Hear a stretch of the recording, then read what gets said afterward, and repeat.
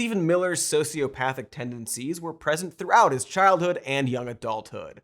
At times, it was just casually headed, like in Hebrew school, when the children were discussing how to divide up a slice of pizza, he ended the ethical debate by putting his palm on it to claim it all for himself. Again, there's an amazing amount of stories from people who knew him during these times, likely because none of them can fully believe that such a crab ass obtained so much power. Also, it's Santa Monica, which means that people from the entertainment industry, who perhaps like to talk, are talking, such as this former classmate and stand-up comedian Charles Gould. Stephen Miller was never bullied in high school. Stephen Miller was the bully. Stephen Miller bullied kids in our school who were new to this country, who were learning English as a second language. He bullied the kids who are already marginalized by our society, and he continues to do that from the White House today. He's not the only person to describe teenage Miller this way. His oddities became more malignant in high school when he seemed obsessed with status and asserting his dominance in cruel, often weird ways.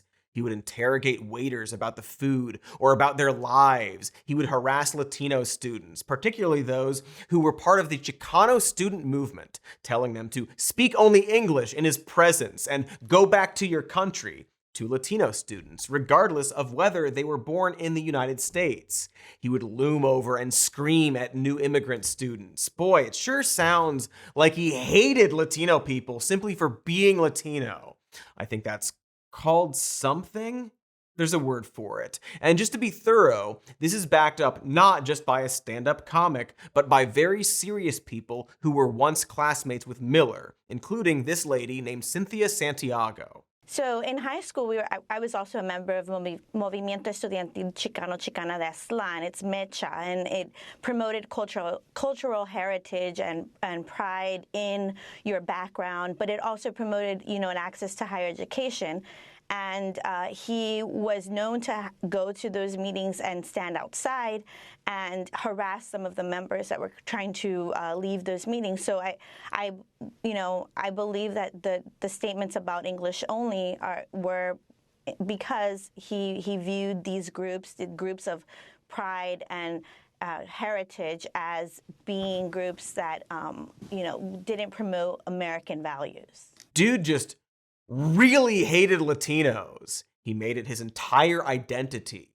When teachers would speak to students in Spanish, Stephen would yell at the teachers, "This is America, we speak English." Miller's high school counselor, Oscar de la Torre, convened a committee on equality at Stephen's high school library. Stephen attended and opined to the attendees, "Racism does not exist, it's in your imagination." Probably not in Jason Isla's imagination, but whatever. He would later claim that the idea there was discrimination at his high school was a way of excusing Black and Hispanic behavior by holding those students to a lower standard. Miller would later, after graduating, go on a years-long crusade against this high school counselor and try to get him fired. Yes, that's right. After graduating, he was still obsessed with this. And you could argue that perhaps he never stopped being obsessed with this. Miller tried to smear De La Torre as a dangerous gang sympathizer on conservative writer David Horowitz's website. Why? Because Oscar de la Torre hosted events about racism and had also invited public speakers to the high school to advocate for peace between students. Still, Miller tried to take down De La Torre by labeling him a dangerous man, trying to get him fired and put out of business, and sharing De La Torre's email address to encourage harassment against him. And then his efforts were rewarded by the white supremacist website American Renaissance, which reposted Stephen Miller's articles. Again, parents, maybe step in if your kid's writing is getting boosted by racists. One of the few times you can slam them. But even before the harassment, De La Torre had grown to know Stephen Miller to be a type of professional bully at the school. as he would regularly haunt school district meetings and would rail against bilingual studies, any Spanish language or multicultural activities in school, including Cinco de Mayo, or claim the gay club was ruining the school. Counselor Oscar de la Torre recalled of Stephen, quote, "One thing you gotta give him is he would do his homework. He knew all the right-wing commentators, whatever they were espousing. He knew the rhetoric. He didn't come with an open heart. He came with a shield and a sword. He was a master of feeling out the room and knowing how to elicit an emotional response. Once he got that anger, it was like, that's right. It was almost like gotcha. He felt a sense of fulfillment. You could see it in his eyes, and it was just wicked. There's no other word to describe the feeling. It was wickedness. He was born with an ability to bring out anger from people, and he rejoiced in that. It made him powerful. He became important that way." That's Stephen Miller's high school counselor describing him as wicked, like he's Dr. Loomis hunting Michael Myers. If you need any more evidence, you can actually watch a video of Stephen Miller during this time. You see, he was also super into the idea of torture, because of course he was, and was videotaped giving a smirking speech about how great torture is on the bus to school while using a microphone for some reason. Because the goal of any military conflict is to kill as few people as possible. But as for Saddam Hussein and his henchmen, I think the ideal solution would be to cut off their fingers. I don't think it's necessary to kill them entirely. We're not a barbaric people. We respect life. Therefore, torture is the way to go. Because tortured people can live. Torture is a celebration of life and human dignity. We need to remember that as we enter these very dark and dangerous times in the next century. And I only hope that many of my peers and people who will be leading this country will appreciate the value and respect that torture shows towards other cultures. Just that creepy little bully edgelord kid we all knew, who never grew up or changed, becoming the top advisor to the President of the United States.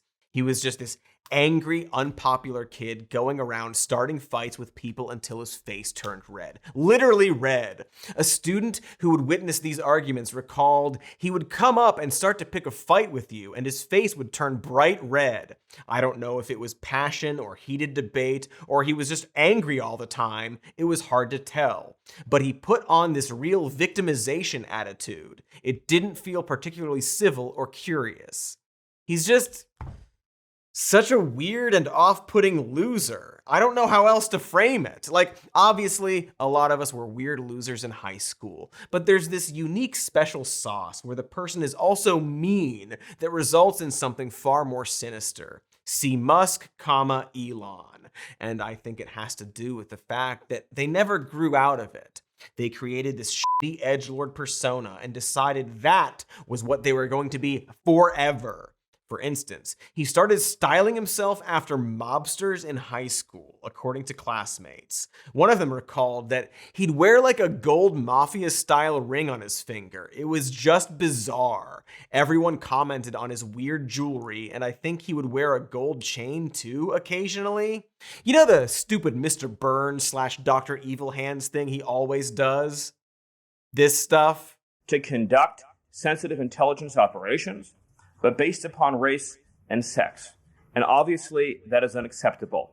It's going to be merit-based across the whole federal government. Well, he started doing it in high school because he was copying Robert De Niro's character, Sam Ace Rothstein, in Casino. Because, of course, he misunderstood Scorsese films. I bet he loves Fight Club and Boondock Saints, too. A lot of people do this kind of stuff in high school. Not many make it their whole personality in adulthood. And it is important to note when someone is like this. See, there's a moment in every young adult's life when an older adult, usually a teacher or parent, tells them to cut the shit. That they need to start showering more or treat people with respect. Stop wearing that straw boater hat everywhere, even though it looked great on me.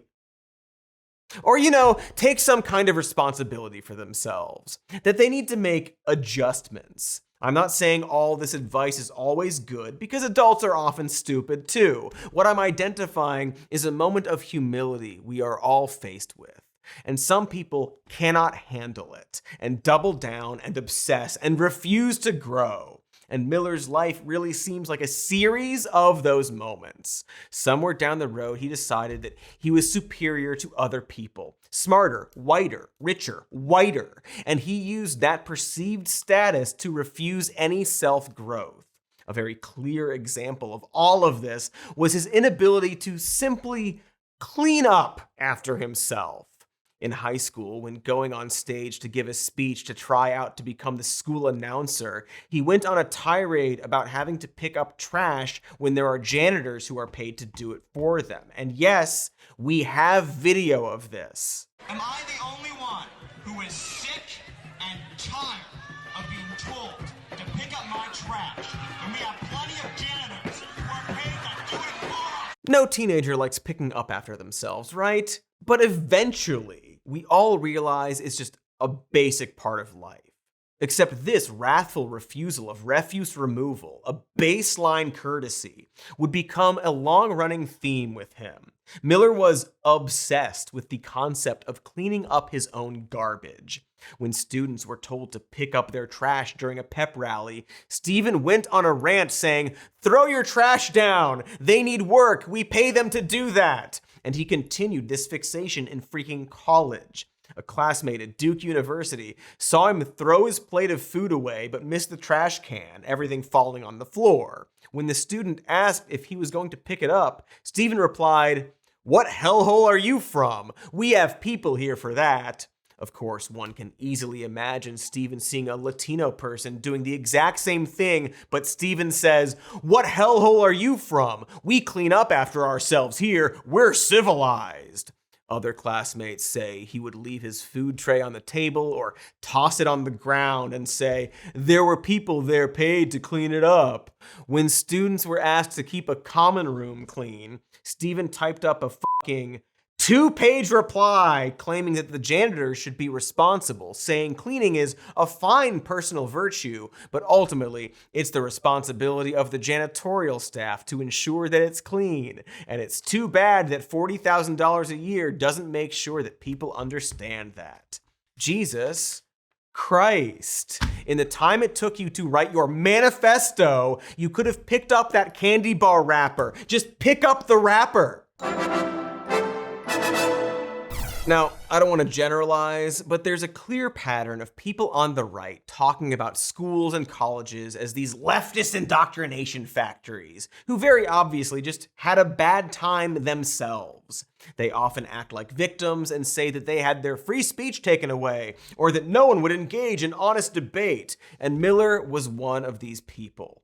Despite getting away with so much bullshit, he has since painted himself as a victim during this time, later claiming that he was alienated by other students who would tattle on him rather than engage in spirited open debate, and that these years were, quote, "some of the toughest challenges I faced in my life."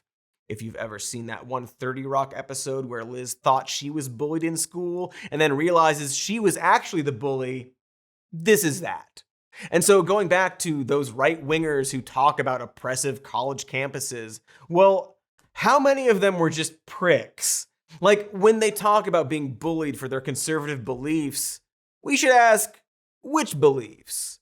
How did they express those beliefs? Were they being yelled at for wanting a small government? Lower taxes? Somehow, I don't think so. I think maybe a lot of them were just saying stupid, probably racist trash, and then other people told them to shut up.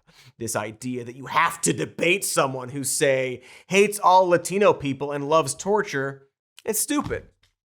Shut up is what I say to that.